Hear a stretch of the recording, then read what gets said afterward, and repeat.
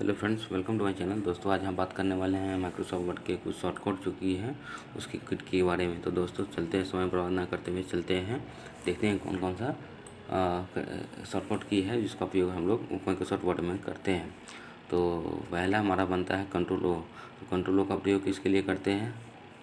Total 6 point of space above the prior के ऊपर जो 6 पीपीटी होते हैं उसको स्पेस देने के लिए करते हैं।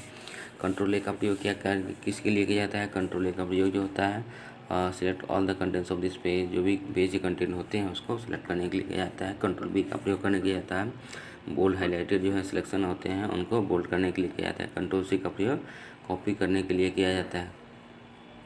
कंट्रोल डी का प्रयोग किया जाता है ओपन द पोस्ट प्रेफरेंसेस के लिए। कंट्रोल डी का प्रयोग किस लिए? असाइन करने के लिए। कंट्रोल डी का प्रयोग असाइन करने के लिए जाता है। कंट्रोल एफ का प्रयोग किया जाता है फाइंड डायलॉग बॉक्स के लिए। कंट्रोल एफ का प्रयोग जो होता है ना, हमारा डायलॉग बॉक्स को फाइंड करने के लिए हमारा किया जाता है जो है डायलॉग बॉक्स। कंट्रोल आई को इटैलिक करने के लिए किया जाता है। कंट्रोल आई को इटैलिक करने के लिए कंट्रोल जे का करने के लिए किया जाता है।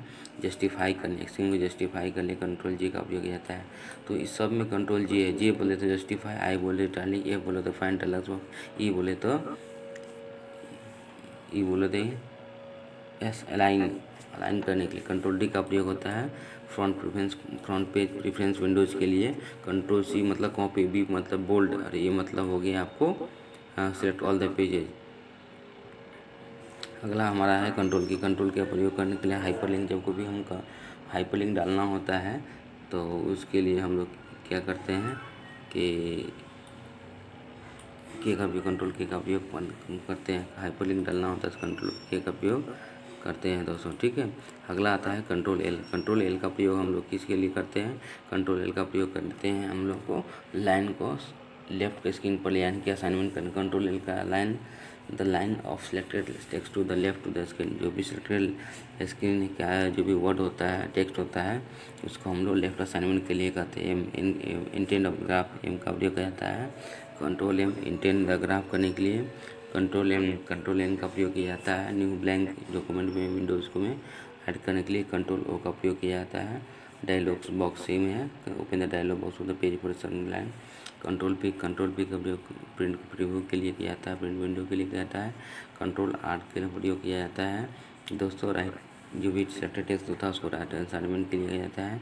कंट्रोल एस का प्रयोग करने सेव डॉक्यूमेंट को करने के लिए शिफ्ट प्लस फंक्शन F12 भी किया जाता है हमारा कंट्रोल एस के लिए। अल्ट प्लस एफ या ए save the document under different file name. किसी भी सब कोई भी फाइल है उसको डिफरेंट नेम से सेव करना है तो उसको सेव एज करते हैं या कंट्रोल या अल्ट प्लस एफ के द्वारा ही करते हैं। अल्ट प्लस अगला आता है दोस्तों हमारा कंट्रोल प्लस यू। आप इसको देख लीजिए क्या है। अंडरलाइन करने के लिए जो भी सिलेक्ट लाइन उसको अंडरलाइन करने के लिए हम लोग क्या करते हैं? कंट्रोल यू का प्रयोग करते हैं।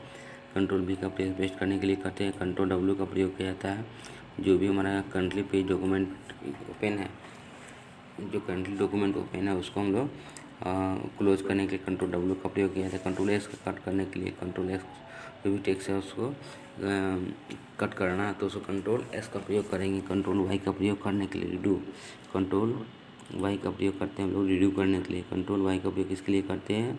जो भी हम लोग लास्ट एक्शन जो किए रहते हैं उसको फिर से दोबारा उसी को करने के लिए रिड्यू का प्रयोग करते हैं। रिड्यू क्या होता है? और कंट्रोल प्लस वाई। अगला हमारा आता है अंडू करने के लिए। अंडू का कारण मतलब कि जो हम लोग किए थे उसको फिर कैंसिल कर दे, फिर से वही करना है तो हम लोग कंट्रोल जेड का प्रयोग करेंगे, ठीक है दोस्तों।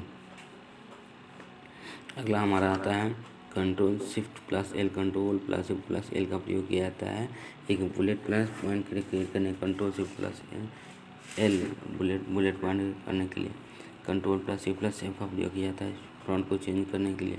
कंट्रोल शिफ्ट प्लस एफ का प्रयोग करने फ्रंट को कंट्रोल करने के लिए किया जाता है। कंट्रोल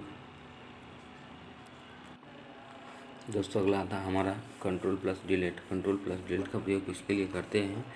तो कंट्रोल प्लस डिलीट का जो वर्ड होते हैं उसके राइट के कर्सर के राइट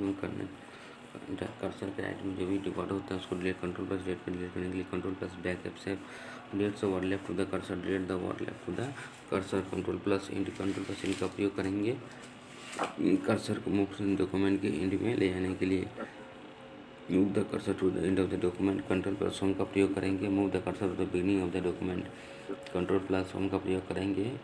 जो भी डॉक्यूमेंट है उसको बिगिनिंग में लाने के लिए कंट्रोल+S बार रीसेट करने के लिए जो भी हाईलाइटेड टेक्स्ट है उसको डिफ़ॉल्ट फॉन्ट में हाईलाइट करने के लिए करेंगे कंट्रोल+1।